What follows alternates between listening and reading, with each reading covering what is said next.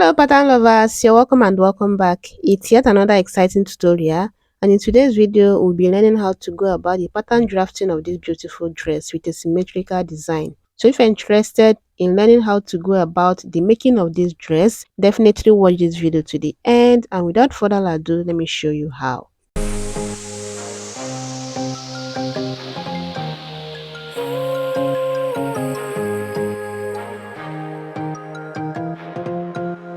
To start, your pattern is going to be on fold like you see me do it here. Then you're going to mark a starting point line, and this line now will be the shoulder line.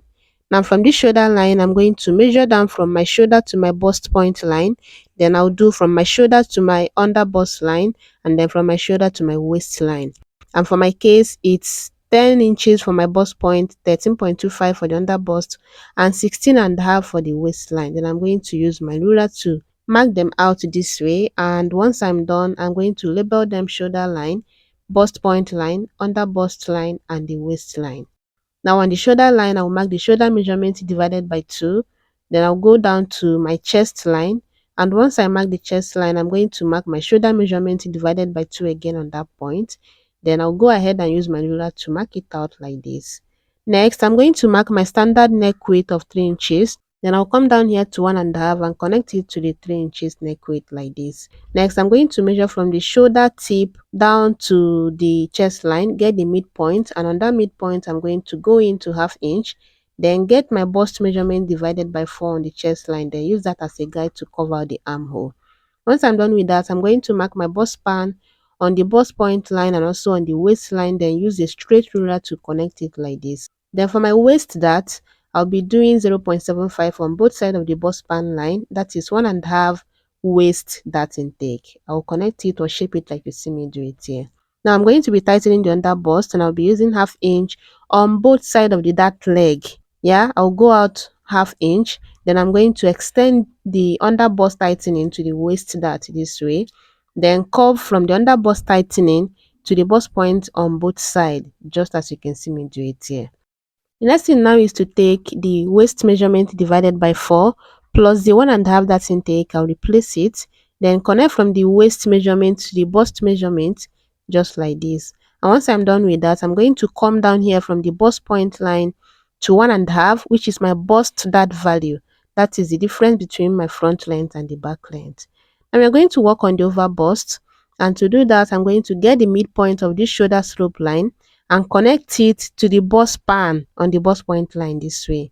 Then I'm going to start from the bust point line and go up to my over bust line. At this point, you can decide to start from the shoulder and come down to your desired neck depth and use that as your over bust line. But for me, I'm going up 3.5 from my bust point, and that is my over bust. Then for the tightening, I'll be doing 0.75 on both sides of the midpoint line of the shoulder slope. Do you understand? I'll connect it like you see me do it on both sides. On this side, I'm making it a bit curvy. Then I'm going to measure from here to here. I'll measure it carefully. Then whatever it is I measured, I'm going to make sure I have the same thing on this other one. Then I'll go ahead and connect it just as you can see me do it here. Now we are going to be tracing all of these lines and curves out just so it reflects on the other side of the paper, so that we do the asymmetric design. So carefully trace them out, and once you're done, you're now going to use your pencil and your ruler to mark it out just like this. Just make sure that the same thing you have on the other side is the same thing you also have on this other side. And once I'm done with that, I'm going to label it left and right. Yeah, and this is what we have. I'm going to extend this over bust line all the way to this other side. Then we are going to be replacing this tightening here. We're going to take half of it. Yeah, that's 1.5 divided by 2. That is 0.75. Then I'll start from this armhole curve on this over bust line and mark that 0.75. Then I'll come to this side, along this side, this chest line. I'm going to also replace the dart intake I have around there. And now we are going to be using these 2 points to curve our new armhole. Can you see what I'm doing? Just go ahead and repeat the same thing, and then you take it all the way to the shoulder tip like this. Now you're going to measure from here to here, and for me it's about 2.375. Then I'm going to just start from the shoulder tip here and mark the same 2.375 and connect it to this other dart just right here. Now, once you are done with this part, you're going to come to this other side, which will be the part that will be dropping. Then I'm going to start from the shoulder slope and come down to about 4.5, or depending on how much you want it to drop here. Then we'll place the dart on the other side. On this side, do not worry about it. You're not going to replace any dart. Just follow what I'm doing.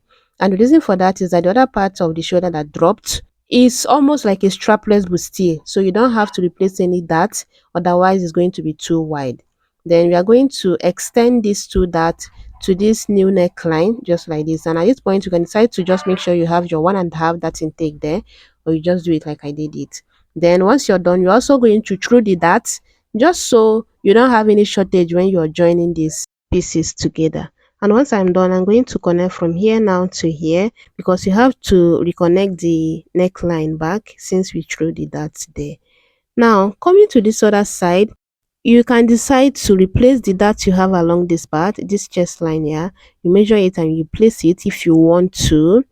But then if you replaced it, you'll be doing some tightening on the armhole, just so you don't, I don't like to see gaping. That's the honest truth.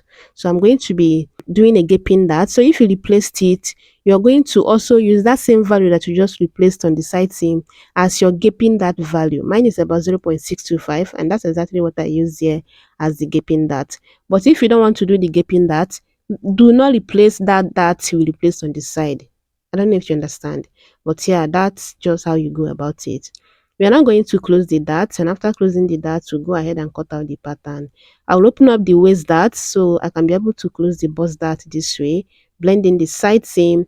I'll come to this other side, open up the waist dart, slash the bust dart this way, apply my water glue, and place the slashed one on the bust point line. Then go ahead and blend in the side seam this way. Once we are done with that, we're now going to also close this gaping dart. I'll slash one of the dart lines, then apply my water glue on the space and place the slashed one on the other line. Then go ahead and recurve the armhole just as you can see me do it here. And that's pretty much about it. Now we do the real cutting, and watch where and how I'll be cutting this out, just so you do not make mistake when you're cutting yours. You understand? This is a symmetrical design, so you just have to follow the right lines that you marked on your pattern so that you don't make any mistake. So after cutting it out, you're going to blend in any part you need to blend in, just so everything matches up or looks well. And then matching up the neckline, this is what we have at this point. So yeah, we are going to be keeping this aside and work on the back pattern. And for the back pattern, here will be the center back and here will be the shoulder line. Now on the shoulder line, I'm going to mark the shoulder measurement divided by 2. Then I'll go down to the chest line, and on the chest line again, I'll mark the shoulder measurement divided by 2. Then go ahead and mark it out like this. Next, I'm going to mark my standard neck width of 3 inches. Then I'll come down here to 1 inch for the shoulder slope and connect it to the 3 inches neck width like this. Next, I'm going to measure this from the shoulder tip to the chest line. I'll get the midpoint and just leave it there because we'll be using that to curve the armhole later. Then I'll start from the shoulder and go down to the back length, which is 15 inches, because 16.5 minus 1.5 is 15 inches. And that 1.5 is what we use as the bust dart. And now this is my waistline for the back. Now I'm going to be contouring the center back with about ½ inch. I will just start from the center back and come in on the waistline by ½ inch and take it all the way to the shoulder line just like this. And my measurement will now start from this new contour line. On the chest line, I'll take the bust measurement divided by 4, and then on the waistline, the waist measurement divided by 4. Then I'm going to be connecting the two measurements like this, and then use this part of my curve to curve out the armhole from the bust width to that midpoint we got earlier. Now you can decide to add that if you want to add that, or better still you leave it. But then if you want to, this is how you're going to go about it. You're going to start from your original center back line, not the contoured line, yeah. Original center back line, you go into your bust span, that's your nipple to nipple divided by 2. Then you go up to 5 inches or 6 inches. I use 6 inches here, and that will be the dart length. Then for the dart intake, I'll be doing ½ inch on both sides, which is 1 inch dart intake. Then I'm going to be shaping the dart like you see me do it here, all the way to the dart length. Then I'm going to be replacing this 1 inch dart intake from my waist measurement that I already have on the side seam here. I'll go out 1 inch and connect it back to the bust measurement like this. And this one, you don't need to trace if you don't want to, but if you want to trace, go ahead and trace it out before you go ahead and cut it out. But yeah, since this is just basic, I'm going to just like cut it out like this. The only part I'll be tracing out is the shoulder line and the shoulder slope. Yeah, don't forget to add your zipper allowance following your center back contour line. And immediately after cutting it out, I'm going to highlight the border line and the shoulder slope like this, and this is what we have. Now you're going to be bringing in the front pattern, and you see the part where you can see pencil. Assume that that is the right side of the paper, so go ahead and place this one right side to the right side this way. Can you see what I did? You can no longer see any pencil on this front pattern. Then use that as a guide to label the back pattern now, left and right, so you don't make any mistake. Now I'm going to be matching up this side front on the side back just from the waistline upward, then take out the excess I have there, and this part will be the part where we'll be cutting off or where we'll have a drop shoulder. So I'm going to come down to about 4 inches or 4.5. You can try to use the same measurement to use on the front, or you go up like you make the back higher. Then on that point, you're going to go into 1 inch. That will be you taking out the excess that will roll over if you leave it like this. You can even do 1.5, but you see that I did 1 inch, and you see how I curved it, that the armhole is not deep. Then on this part that will have the shoulder, on the shoulder slope line, you're going to come into that same value you have on the front pattern, yeah. And then on the center back, you can come down to 4 inches or 3.5, depending on how high you want it, on the center back. Then you're going to connect from the drop shoulder part to that 4 inches you have on the center back, then to this neck width we have on this other part of the shoulder. Do you understand? Make sure you blend in the center part just so it's not pointy at the end of the day. And then you're going to be cutting this out, because that's pretty much about it. The back is quite simple, and at this point you can even decide to fold in your zipper allowance before doing the back. Then for the dart intake or the excess we take out on the other side that will be dropping, like I said, you can do 1.5, just so it hold firm without your fabric being all over the place causing gaping where it's not necessary. Now let's talk about the drop shoulder band or the bicep band. What you're going to do is to go in there to 4 inches. Most adults use 4 inches, or better still, use your bicep measurement for this. Do you understand? Then whatever it is, you divide it into two and mark it.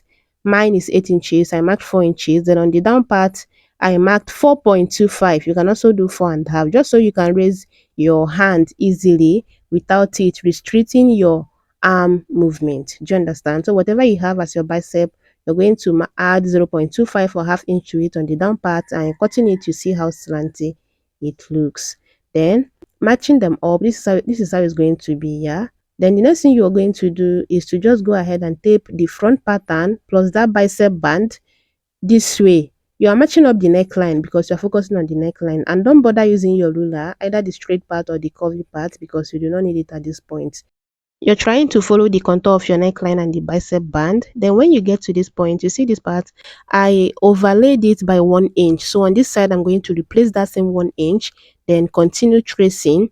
The band width is going to be, or the cape width is going to be the same width with your bicep band. It's only on this part now that you make it long, at least 1 inch above your underbust line.